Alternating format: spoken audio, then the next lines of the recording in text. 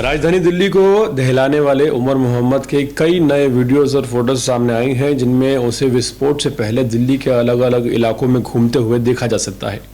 इन footage में उसके साथ एक और शख्स दिखता है, लेकिन उसकी पहचान स्पष्ट नहीं हो पाई है। सुरक्षा सूत्रों के मुताबिक ये पूरा समूह दिवाली या 26 जनवरी के आसपास दिल्ली में अलग अलग जगहों पर एक साथ धमाका करने की योजना बना रहा था। शुरुआती जांच में यह बात भी सामने आई है कि अमोनिया नाइट्रेट जैसी सामग्री फारुखाबाद, फरीदाबाद में एक कमरे के किराए के कमरे पर धीरे धीरे जमा की जा रही थी। जम्मू कश्मीर में एक डॉक्टर संदिग्ध गतिविधियों के कारण हिरासत में लिया गया, जिसके बाद फरीदाबाद की अल फलाह यूनिवर्सिटी से जुड़े कुछ लोगों के संबंधों की भी पड़ताल शुरू की गई। शुरुआती कार्रवाई में 3 गिरफ्तारियां हुई, 3 डॉक्टर थे और लखनऊ से एक महिला डॉक्टर शाहीना को भी हिरासत में लिया गया।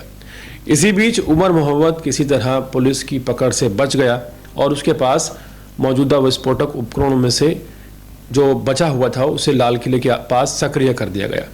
जांचकर्ता बता रहे हैं कि यह हमला उसी बड़े प्लान का हिस्सा था।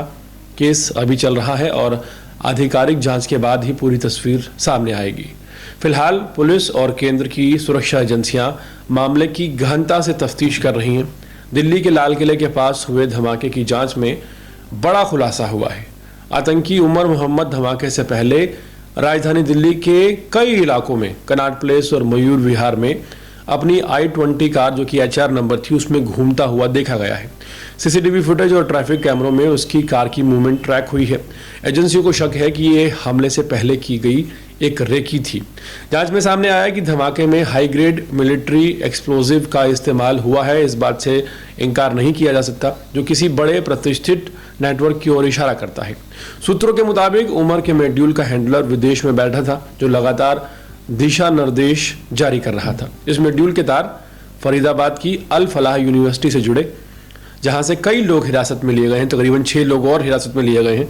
एजेंसियों का मानना है कि विस्फोटक सामग्री अल फलाह यूनिवर्सिटी की लैब या उससे जुड़े ठिकानों पर तैयार की गई थी। गिरफ्तार आरोपियों में कुछ डॉक्टर भी शामिल हैं, जिनमें मुजामिल और आदिल के साथ साथ उमर मोहम्मद का नाम सामने आया। सूत्रों के अनुसार इस मॉड्यूल की योजना 26 जनवरी गणतंत्र दिवस के मौके पर दिल्ली के अलग अलग भीड़ भाड़ वाले इलाकों में धमाका करने की थी।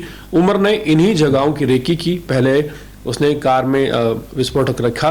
जांच एजेंसियों की तेज कार्रवाई ने देश की एक जो बड़ा हादसा होने वाला था उसे बचा लिया है। लेकिन सवाल अभी भी यही है कि क्या इस नेटवर्क को दिल्ली में लोकल सपोर्ट मिला था, और कैसे एक यूनिवर्सिटी आतंकी मॉड्यूल की परछाई में आ गई। फिलहाल NIA और दिल्ली पुलिस मिलकर उमर के डिजिटल ट्रेल को रिकॉर्ड कर रही हैं। GPS डेटा खंगाला जा रहा है। तमाम एजेंसियों का दावा है कि अगर कार्रवाई में कुछ देर भी होती तो दिल्ली में एक बड़ी आतंकी साजिश को ये लोग अंजाम देने में कामयाब हो जाते।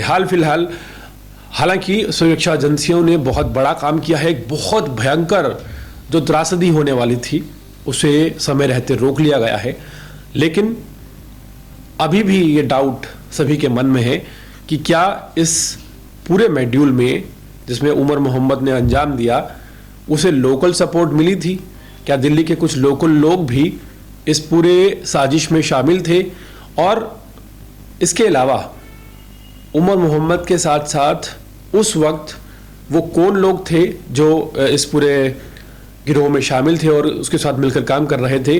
क्या कुछ और लोग भी हैं जो अभी आज़ाद घूम रहे हैं, जिनसे दिल्ली को लगातार खतरा बना हुआ है?